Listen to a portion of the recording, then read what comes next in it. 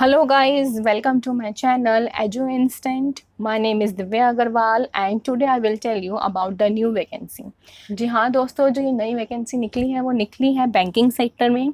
Banking sector में कौन से इंस्टीट्यूट ने निकाल रही है? बेसिकली ये निकली है आईबीपीएस में। Yes, institute of banking personnel selection IBPS exam. जी हाँ दोस्तों, ये आईबीपीएस में निकली है। आईबीपीएस आरआरबी में ये ऑफिसर स्केल 1 स्केल 2 के लिए निकली हुई है और यहाँ पे पोस्ट बहुत सारी है। उसके लिए आपको अप्लाई कर देना है। आप इसको ऑनलाइन अप्लाई कर सकते हैं और यहाँ पे क्या क्वालिफिकेशन चाहिए वो मैंने यहाँ पे लिखा हुआ है, बट मैं और भी बताऊँगी आपको कौन सी पोस्ट के लिए कौन सी क्वालिफिकेशन चाहिए और आप कब ये फॉर्म फिल करना स्टार्ट कर सकते हैं। वैसे तो आप आज से स्टार्ट कर सकते हैं फॉर्म फिल करना, जो इसकी लास्ट डेट है वो 21 जुलाई है। और अगर आपको इंटरेस्ट है बैंकिंग में, क्लर्क में, तो आप यहाँ पे भर सकते हैं। अगर आपने मेरा चैनल सब्सक्राइब नहीं किया है तो आप सब्सक्राइब कर दीजिए फॉर मोर वीडियोज़ लाइक। जी हाँ दोस्तों, ये एडवर्टीजमेंट है institute of banking personal selection. इसका लिंक मैं आपको सब्सक्रिप्शन बॉक्स में दे दूँगी, आपको कहाँ जाके ये एडवर्टीजमेंट मिल जाएगी और वहाँ से आप डायरेक्टली ये डाउनलोड कर सकते हैं। और आपको अप्लाई का लिंक भी मैं सेंड कर दूँगी, आपको कैसे अप्लाई करना है। जैसा कि आप यहाँ देख सकते हैं, यहाँ पे लिखा हुआ है recruitment of office scale 1 scale 2 and 3 and office assistant multipurpose in regional rural banking. Yes, RRB में निकली हुई है ये और आपको ये फिल करना स्टार्ट कर देना है और इसकी जो लास्ट डेट है वो 21 जुलाई है। अगर आपको कोई भी इंक्वायरी है तो आप यहाँ पे वेबसाइट दी हुई है उस पर कर सकते हैं, अदरवाइज़ आपको मेनली वेबसाइट पे विजिट करना है www.ibps.in। आपकी एज क्या होनी चाहिए इस फॉर्म को भरने के लिए? बेसिकली अगर आप ऑफिसर स्केल 3 के लिए अप्लाई कर रहे हैं, that means senior manager, that means आपकी जो एज है वो बिलो 40 ईयर्स होनी चाहिए एंड अबव 21 ईयर्स। अगर आप सेकंड के लिए अप्लाई करें, means for the manager post, again here your age will be 21 year to 32 years. And अगर आप असिस्टेंट मैनेजर ऑफिसर स्केल 1 के लिए कर रहे हैं तो आपकी एज 18 से लेकर 30 के बीच में होनी चाहिए। फॉर ऑफिस असिस्टेंट अगर आप मल्टीपर्पज़ के लिए कर रहे हैं तो आपकी एज 18 से 28 साल के बीच में होनी चाहिए। जी हाँ दोस्तों, अब यहाँ पे देख लेते हैं एजुकेशनल क्वालिफिकेशन क्या चाहिए आपको और क्या एक्सपीरियंस चाहिए। अगर आप ऑफिस असिस्टेंट मल्टीपर्पज़ के लिए अप्लाई कर रहे हैं तो आपके पास बैचलर डिग्री होनी चाहिए, साथ में प्रोफिशिएंसी इन लोकल लैंग्वेज होनी चाहिए and second is your working knowledge of computer. So basically आपके पास bachelor degree plus computer knowledge होनी चाहिए और अगर आपको लोकल लैंग्वेज आती है तो that is also good. Officer scale 1 के लिए भी आपको बैचलर डिग्री चाहिए और वो बैचलर डिग्री किस में चाहिए यहाँ पे आपको दिया हुआ है, like agriculture, horticulture, forestry, animal husbandry. As you can know RRB में ये पोस्ट निकली हुई है रीजनल रूरल बैंक में, तो आपको उसके अकॉर्डिंग ही आपकी बैचलर डिग्री होनी चाहिए उस सब्जेक्ट में। सेकेंड, आपको नॉलेज होनी चाहिए कंप्यूटर की और अगर आपको लोकल लैंग्वेज आती है तो वो गुड है। ऑफिसर स्केल 2 के लिए भी आपको बैचलर डिग्री चाहिए with 50% marks, 2 years as an officer in the bank और फाइनेंस इंस्टीट्यूशन, और आपको 2 years का एक्सपीरियंस होना चाहिए। ऑफिसर स्केल में जो जॉब निकली हुई है मैनेजर के लिए वो अलग अलग उसमें निकली हुई है सेक्टर में। इंफॉर्मेशन आईटी सेक्टर में निकली हुई है। नेक्स्ट है चार्टेड अकाउंटेंट में, अगर आप सीए हैं और आपके पास 1 year का एक्सपीरियंस है तो आप इस पोस्ट के लिए अप्लाई कर सकते हैं। थर्ड है लॉ ऑफिसर, अगर आपने लॉ करी हुई है यूनिवर्सिटी से या बैचलर डिग्री करी हुई है विद 50% मार्क्स और आपके पास 2 years का एक्सपीरियंस है तो आप इस पोस्ट के लिए अप्लाई कर सकते हैं। थर्ड है ट्रेजरी मैनेजर, उसके लिए आपको सिर्फ 1 year का एक्सपीरियंस चाहिए in any field.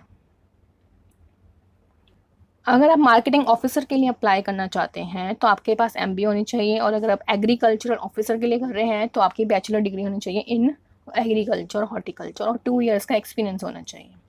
Next is अगर आप ऑफिसर स्केल 3 के लिए सीनियर मैनेजर के लिए अप्लाई कर रहे हैं तो आपके पास बैचलर डिग्री होनी चाहिए विद 50% मार्क्स एंड नेक्स्ट आपके पास 5 years का एक्सपीरियंस होना चाहिए।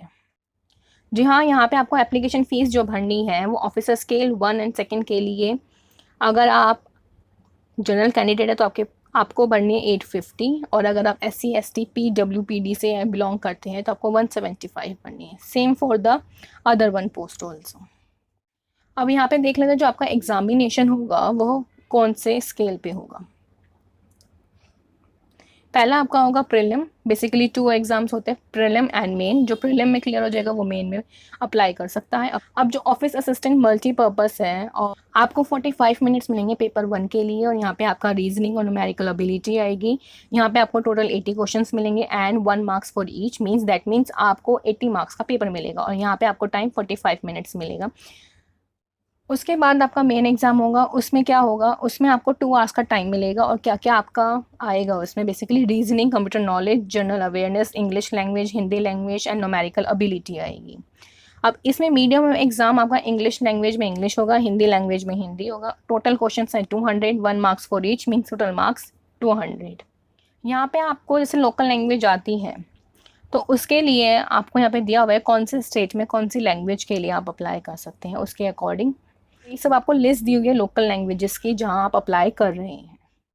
जी हाँ, यहाँ पे आपको दिया हुआ है single level examination for the officer scale second, general banking के लिए भी एंड स्पेशलिस्ट केडर के लिए भी। यहाँ पे आपका 200 मार्क्स का पेपर होगा।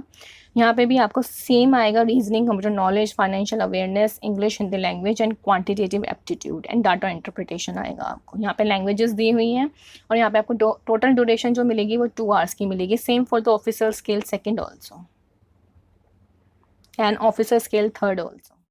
जी हाँ, यहाँ पे एक इम्पॉर्टेंट बात ये है कि यहाँ पे आपकी नेगेटिव मार्किंग होगी।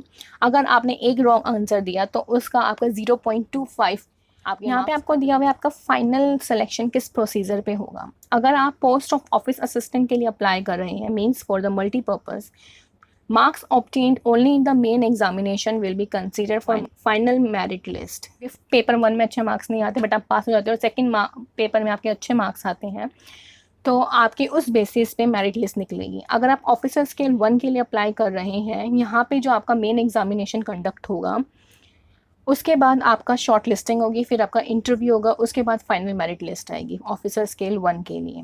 नेक्स्ट है फॉर ऑफिसर स्केल 2 के लिए। यहाँ पे भी अगर आप जर्नलिस्ट और स्पेशलिस्ट के लिए अप्लाई कर रहे हैं तो यहाँ पे आपका पहले तो एग्जामिनेशन जो आपका सिंगल एग्जामिनेशन है उसके बेसिस पे आप शॉर्ट लिस्ट होंगे, फिर उसके बाद आपका इंटरव्यू होगा और फिर फाइनल मेरिट लिस्ट निकलेगी।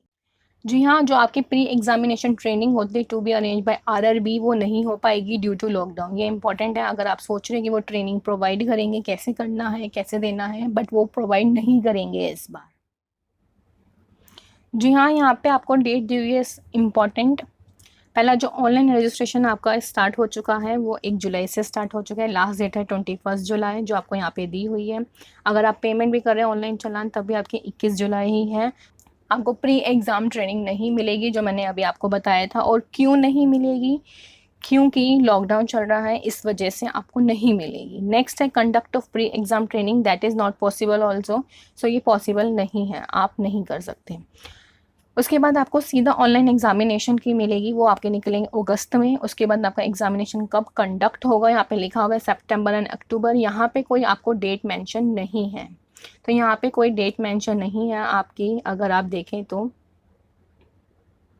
का आपका ऑनलाइन एग्जामिनेशन रिजल्ट आएगा वो अक्टूबर में आएगा। उसके बाद आपको download of call letter for online exam आएगा, मीन्स मेन एग्जाम में आप अपीयर होंगे, वो अक्टूबर नवंबर में होगा। ऑनलाइन एग्जामिनेशन आपको बता दिया है। फिर आपका download of call letters for interview है, वो भी अक्टूबर नवंबर में। कंडक्ट ऑफ इंटरव्यू वो भी अक्टूबर नवंबर, बट कोई डेट स्पेसिफिक नहीं है, तो आपको डेट के लिए वेट करना पड़ेगा यहाँ पे। जी हाँ, यहाँ पे आप वैकेंसी देख सकते हैं, यहाँ पे कितनी वैकेंसी निकली हुई है जो मैंने आपको स्टार्टिंग में ही बताया था।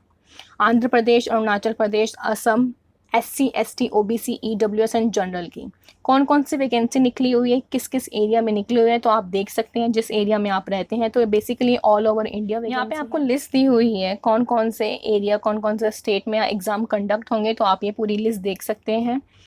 अगर आपको कोई प्रॉब्लम है इस फॉर्म से रिलेटेड तो आप मुझसे पूछ सकते हैं कमेंट बॉक्स में। For more videos like this, comment in the box, share it with your friends, like it, subscribe it. Thank you.